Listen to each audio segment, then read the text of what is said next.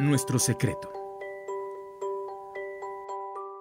Alejandro, a partir de los 13 años, vivía con la ilusión de volar.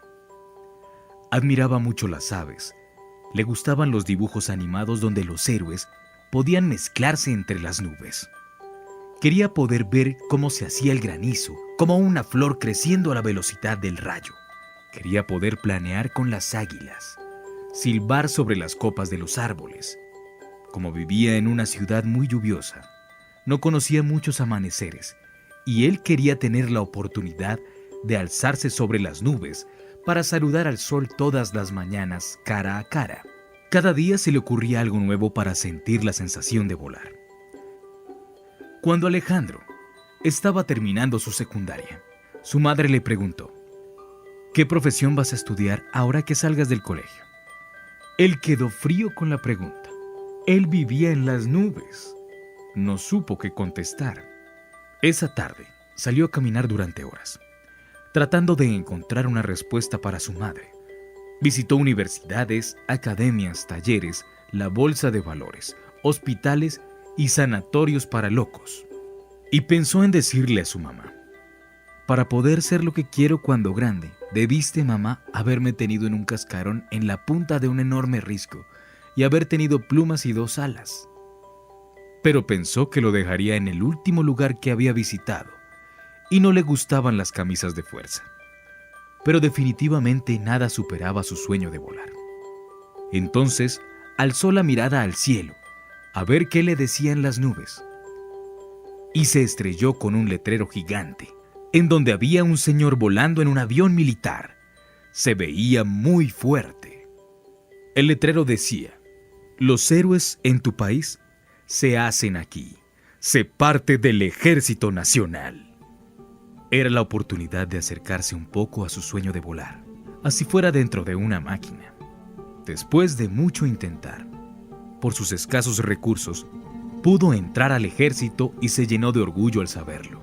Lo alegró mucho la noticia. Estudió y lo prepararon para destruir a los enemigos de la patria. Él solo quería volar, pero era tal la insistencia de sus mayores en reiterar los porqués de la guerra que empezó a tener una sensación de odio y rencor en su corazón que nunca había tenido. Y su sueño de ser héroe comenzó a ser más fuerte que el de volar.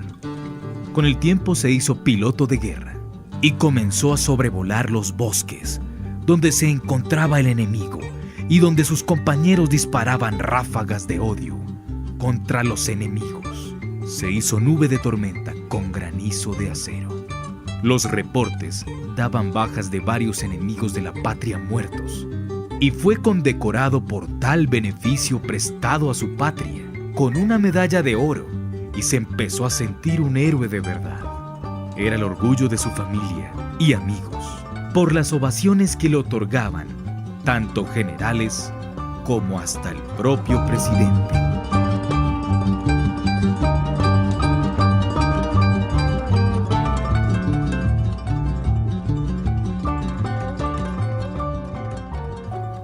Un día después de un exitoso operativo, por primera vez descendió en la zona que habían ametrallado y se dio cuenta de los enemigos muertos.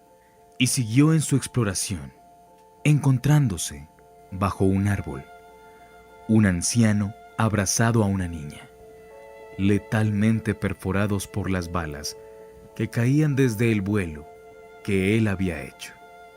Y la sensación ya no fue de orgullo. Vomitó mucho, y caminando un poco más, se encontró un águila destrozada por las balas, varios animales masacrados, incluyendo un par de aves, y no soportó el daño que había causado. La libertad que sentía al surcar los cielos en su helicóptero, voló a un lugar que tal vez no volvería a encontrar. Por primera vez, quería sentir el encierro y no volar más. Lo avergonzaban sus actos. Con el tiempo, por el ánimo triste y sus pensamientos, fue declarado por el psicólogo del ejército insano. Por un tiempo estuvo medicado con pastillas que lo adormecían y no lo dejaban pensar. Luego, con una supuesta mejoría, fue reinsertado al ejército, ya no como héroe, solamente para fumigar cultivos ilícitos sobre una avioneta. Y pensaba que el mundo no era para andar entre las nubes, pero que abajo en la tierra, en la guerra, ese era el lugar más seguro.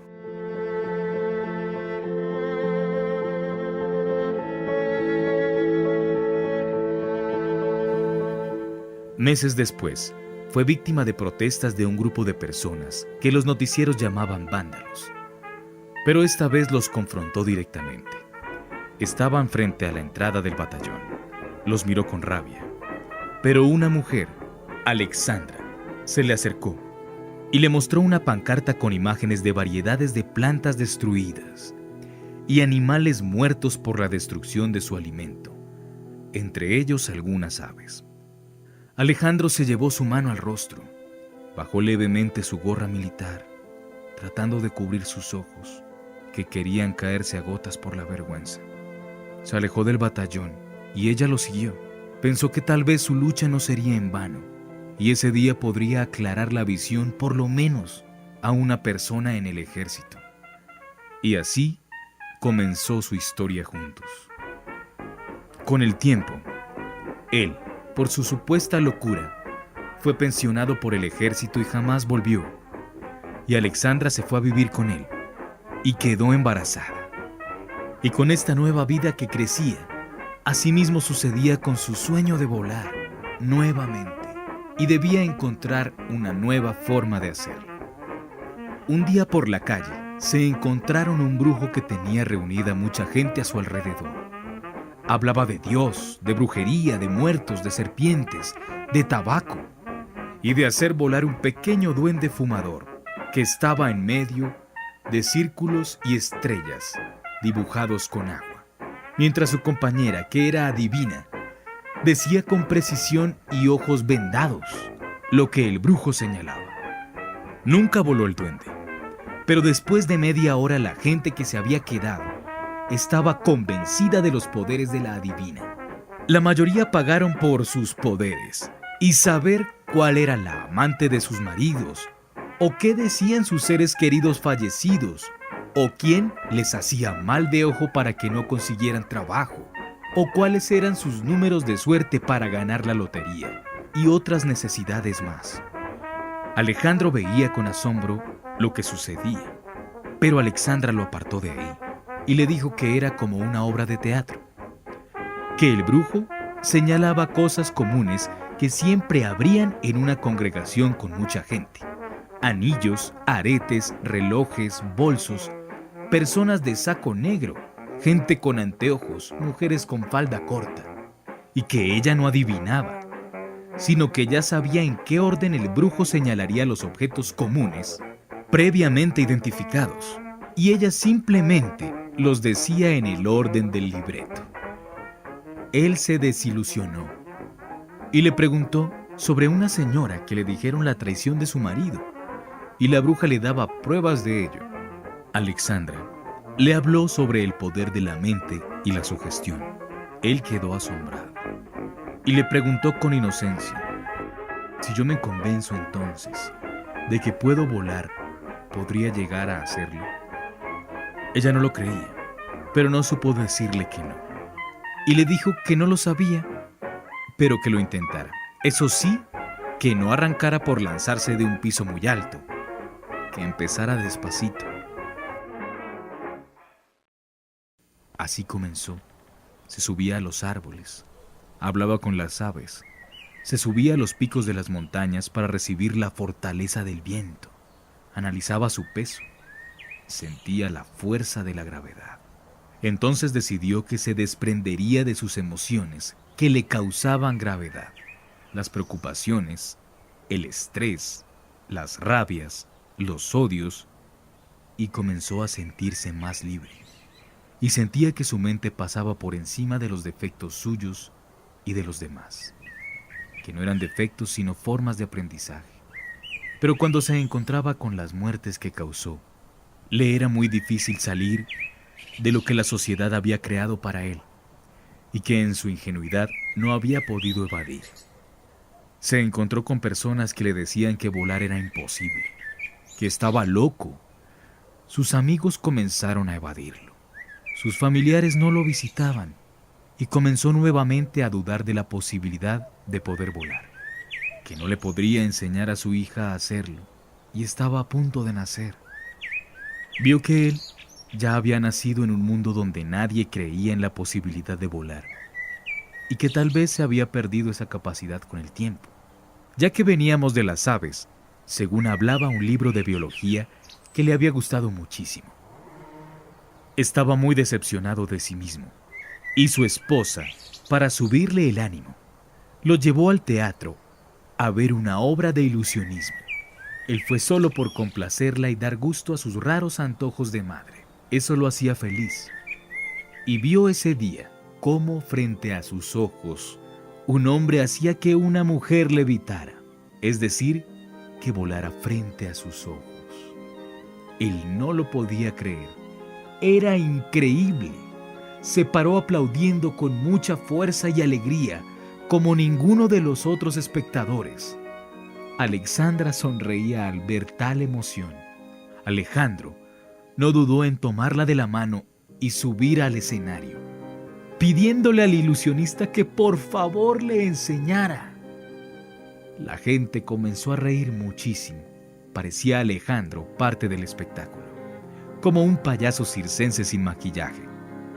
El éxito de su intromisión fue tal que el mago le pidió hacerlo en sus shows cada función, y a cambio él le enseñaría cómo hacer el truco. Él inmediatamente aceptó, aunque no sabía cómo hacerlo, porque no entendía la risa del público. Cuando el ilusionista le mostró a Alejandro el truco, se decepcionó nuevamente, porque no era real. El mago le dijo: «Claro que no es real, y en el fondo de las personas que ven el espectáculo hay una lucha, porque también hay un sueño profundo que es el de volar, pero saben que no es posible».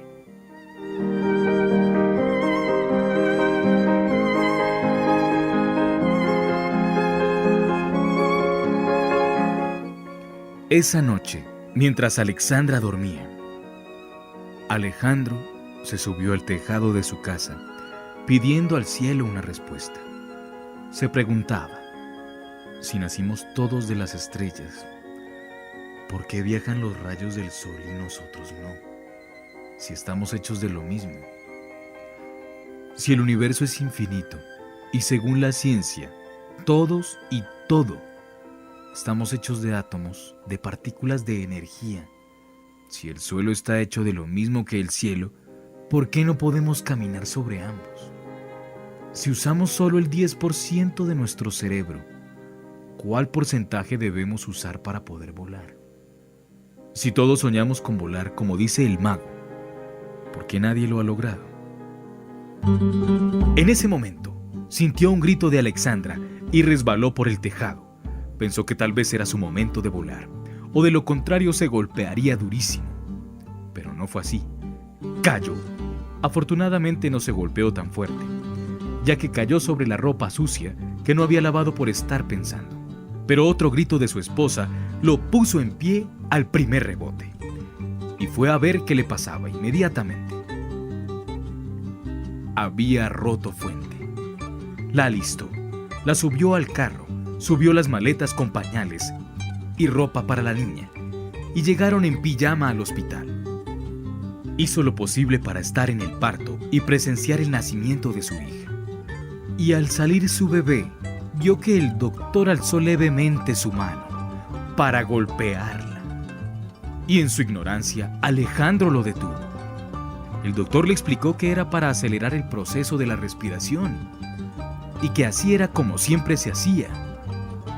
Segundos después, la niña lloró.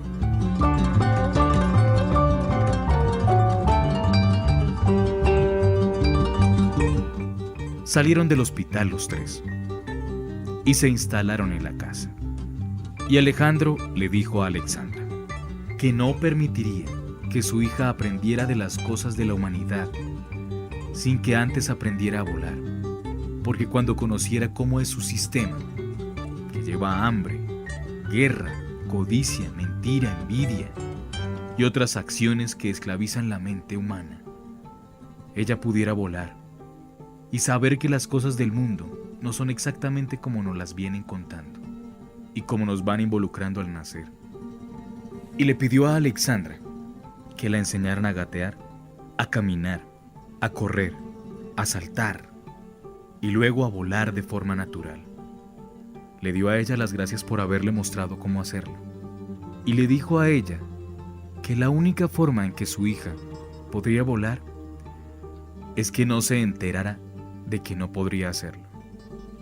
Así que usarían el truco del mago todas las noches y los dos volarían en esa ilusión, pero que para su hija, volar haría parte de la naturaleza humana.